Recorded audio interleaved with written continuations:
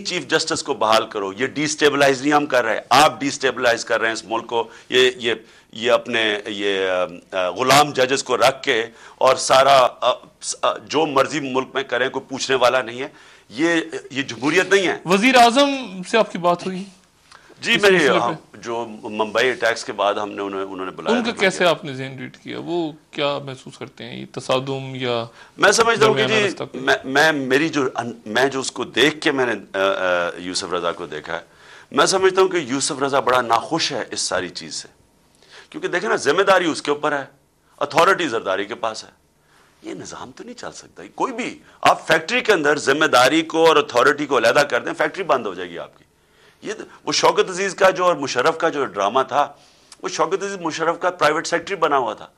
लेकिन पार्लियामेंट, जब prime minister parliamentary democracy में चीफ एग्जीक्यूटिव ना हो, पार्लियामेंट खत्म हो जाती है। आप अरबों रुपया जिस पार्लियामेंट पे खर्च कर रहे हैं, इसका तो कोई फायदा ही नहीं है। नहीं, तो आपको लगता है कि यूसुफ रजा गिलानी कोई मुख्तलिफ सोच रख सकते हैं सदर से? नहीं, मैं समझता हूं कि यूसुफ रजा गिलानी को अगर इन्होंने अपनी गवर्नमेंट बचानी है, तो इनको अगर इन्होंने असर्ट ना किया, ये भी साथ बह जाएंगे। वजह सिंपल है ना जी, ये इकट्ठे फिर सारे जाएंगे नीचे। इस वक्त यूसुफ रजा गिलानी के ऊपर बड़ा उसके ऊपर ओनस ये है कि वो इसको वापस पार्लियामेंट्री डेमोक्रेसी को रिस्टोर करे। किस पार्लियामेंट्री डेमोक्रेसी में प्रेसिडेंट चीफ एग्जीक्यूटिव होता है? ये तो इसी तरह ही है कि वेस्टमिंस्टर डेमोक्रेसी जिस पे हमारा बेस है, इंग्लैंड के अंदर क्वीन एकदम सारे फैसले करनी शुरू कर दे। ये तो वही बात होगी ना, ये हो ही नहीं सकता। ये तो पार्लियामेंट्री डेमोक्रेसी को इन्होंने ये तो ना हम तीतर है, ना बटेर है, ना प्रेसिडेंशियल फॉर्म ऑफ गवर्नमेंट है, ना पार्लियामेंट्री डेमोक्रेसी है। ख़वातीन हज़रात, एक छोटा सा वक्फा और वक्फे के बाद इमरान से गुफ्तगू जारी रहेगी।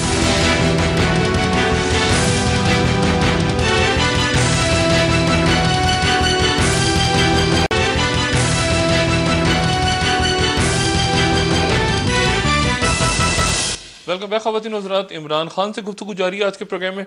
नवाज शरीफ नाअहल हो जाते हैं अगर, या अहल हो जाते हैं, दो नाअहलियत हो जाती है, फिर क्या मतलब झगड़ा? मुझे तो नहीं समझ आती पंजाब गवर्नमेंट क्या, मैं तो मियां पंजाब में क्या होगा? मैं तो मियां नवाज शरीफ की मुझे समझ नहीं आ रही कि क्या किया क्या उन्होंने। मुझे तो पहले दिन स्टैंड लेना चाहिए था। मैं होता, मैं 19 फरवरी को स्टैंड लेता। क्या होना था, गवर्नमेंट चली जाए। नहीं, वो कहते हैं ना कि हमसे कमिटमेंट हुई और वादे हुए और सारे, तो वादा चले 30 दिन लगा। मैंने तो पहले दिन स्टैंड ले लेना था। अगर चलो मैं 30 दिन भी दे देता। कौन सी चीज थी 30 दिन में करने की, मुझे बताएं भाई। आईनी चीफ जस्टिस है, हम सब मानते हैं, आप उसको वापस रिस्टोर करें। क्या चीज गवर्नमेंट गिराएंगे? आपको लगता है पंजाब की गवर्नमेंट चेंज करेंगे नवाज शरीफ की, शहबाज शरीफ की? अगर नवाज शरीफ की गवर्नमेंट उन्होंने हटा भी दी, नवाज शरीफ को फायदा है। शहबाज शरीफ, नवाज शरीफ, इनको फायदा है। मैं तो समझता हूं इनको फायदा है। इनको किस चीज का? देखिए ना, इससे ज्यादा नुकसान हो रहा है उनको।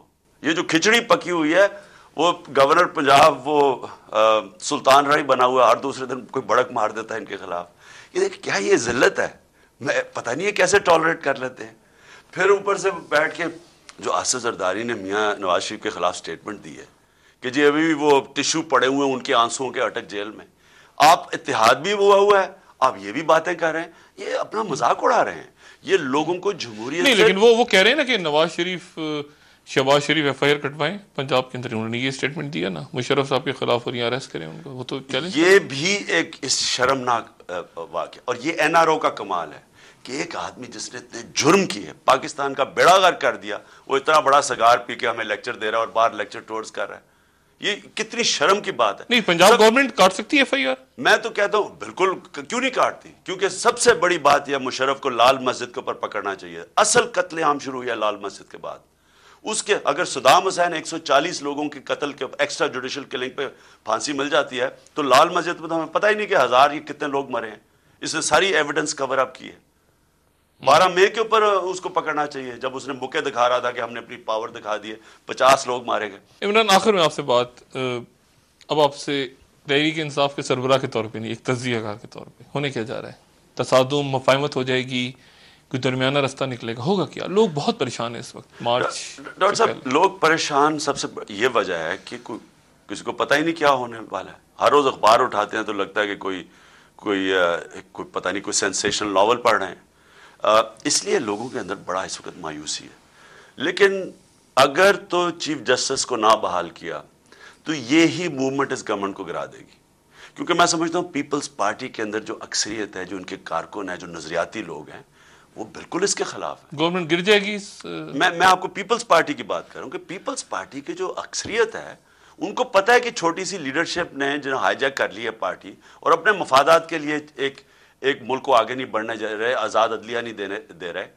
तो मैं समझता हूँ कि इनके अंदर से शुरू होगा, ये बर्दाश्त नहीं कर सकेंगे ये मूवमेंट को, क्योंकि अब पहले तो इन्होंने झूठ बोला ना लोगों से कि 30 दिन 12 दिन सदर की इलेक्शन के बाद अब अगर दोबारा कहते हैं, फर्ज करें दोबारा कहते हैं कि इफ्तिखार चौधरी, वो डोगर साहब रिटायर हो रहे हैं, वो कहते हैं जी हम थोड़े दिनों के बाद एक कमेटी बना दी इफ्तिखार चौधरी, अगर फर्ज करें सिर्फ एक माह, जब चीफ जस्टिस जब तक बहाल नहीं होगा तब तक ये मूवमेंट, तब तक ये रुकेगा नहीं, लोग उसकी बहाली की बात होगी। अब क्योंकि गवर्नमेंट की क्रेडिबिलिटी कोई नहीं है, ये ड्रोन अटैक्स पे जो इतना झूठ बोल सकती है कि उनसे मिलके ड्रोन अटैक्स करवा रही है और फिर मजम्मत भी कर रही है, हमारा पागल बना रही है। बेनजीर भुट्टो के साथ आपकी मुलाकात इमरान आपको याद है?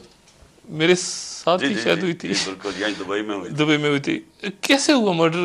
क्या आप डॉक्टर साहब, मैं मुझे तो आप इतना दुनिया में इंटरेक्ट किया अपने लोगों से, बाद में भी आगे पीछे। पहले तो मैं बेनजीर के ये जो डील की थी मुशर्रफ से, मैं इसका बड़ा खिलाफ था, लेकिन मैं तो यूनिवर्सिटी का जानता था, जो खैर सदमा मुझे हुआ सारे पाकिस्तान को हुआ। मैं बड़ा हैरान हुआ था जब आपकी गुफ्तगू हो रही थी आपस में, तो मैं बड़ा हैरान हो रहा था कि हमारी बड़ी दोस्ती थी।